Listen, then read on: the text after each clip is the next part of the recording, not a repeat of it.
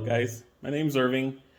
I made a post a couple weeks ago about some carpet stretching, and that if you were not doing stretching when you were showing up to do a job, you were leaving a lot of money on the table.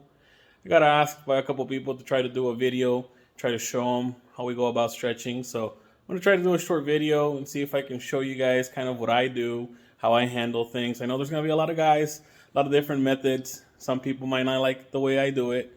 They can keep doing it however way they want to do it, but I'll show you guys how I do it. And if you guys have any questions, go ahead and leave it at the bottom. This is an empty 2-bedroom apartment that we're going to be stretching and cleaning today. And these are the areas that they're concerned with. This is the dining room, living room combo. So we got these big ones right here. I say that's probably most of it. We got a couple here in front of the fireplace. First thing I'm going to look for is to see where the wrinkles need to be stretched out to.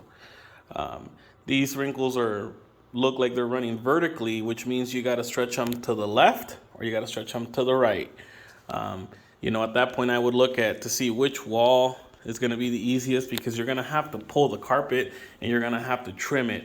In this case, I'm going to stretch it to the left because this wall is empty.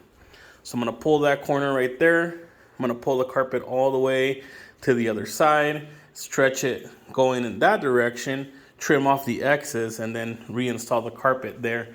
The reason I wouldn't choose this wall is because on this wall, you have the fireplace right here. So if you pull the carpet this way, you're going to have to cut on that wall here, but you're also going to have to cut every single corner here, every line there on the fireplace, and it's going to be more work. It's a lot easier to just cut it in a straight line, just going this direction. In some situations, if these wrinkles were bigger, they were closer to this transition over here, you'd have to undo that transition right there in order to stretch the carpet. Otherwise, the carpet would buckle there. You get another bubble.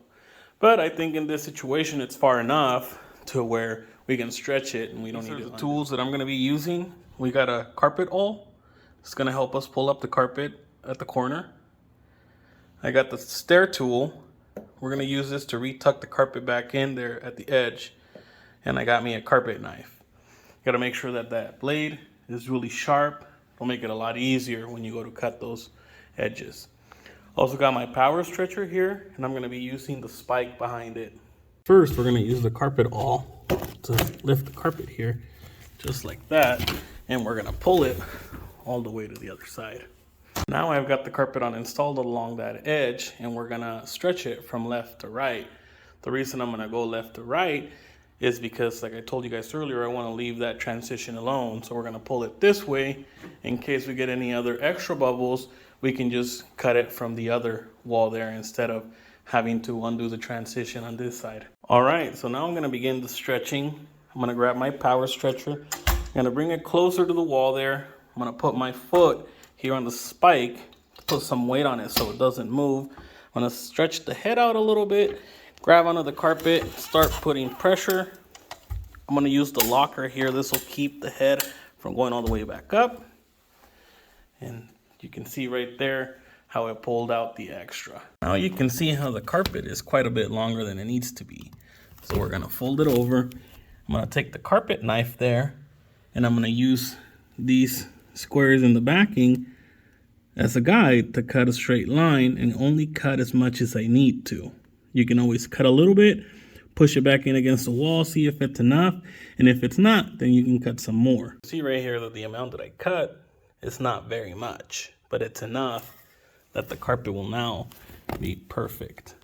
Next, you take the stair tool and you just push the carpet underneath the wall there so that it looks flush like that.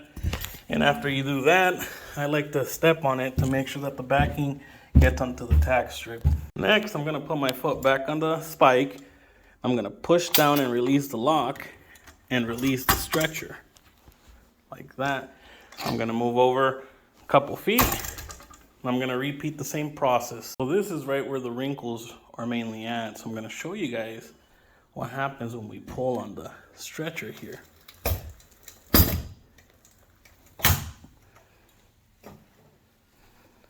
You can still kind of see them in the camera, but they've flattened out.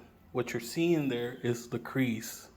All right, guys, so I'm done. I repeated the process all along the wall, stretching, trimming, tucking it in and stepping on it. You guys can see the edge still looks good. You can see how the carpet has flattened out over here and by the fireplace. What you're seeing there is just the creases. That's gonna get removed once we do the carpet cleaning. Here's a better angle so you guys can see that the carpet did flatten back out. Like I said, just those are just the creases you're seeing. We're gonna clean that out and that'll look great. The extra carpet that we ended up trimming off of that end. You can see some edges are thin, some edges I cut more. I just cut according, as I'm stretching, I look at how much needs to be cut and that's how much I cut. All right, guys, I did the stretching and I cleaned it afterwards. As you guys can see, the creases I was telling you guys about, they're gone. The carpet looks great. All the wrinkles came out. And we didn't even have to mess with this transition. All we did was cut along this side. Easy.